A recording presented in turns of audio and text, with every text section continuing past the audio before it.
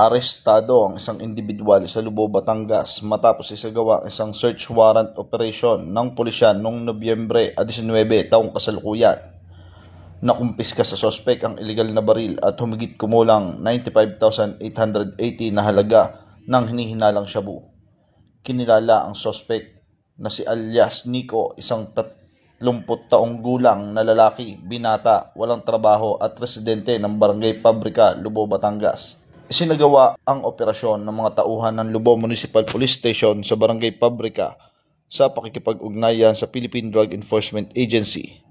Ang search warrant ay ipinalabas ng Executive Judge Regional Trial Court, Port Judicial Region, Lucena City noong Nobyembre 18 taong kasalukuyan.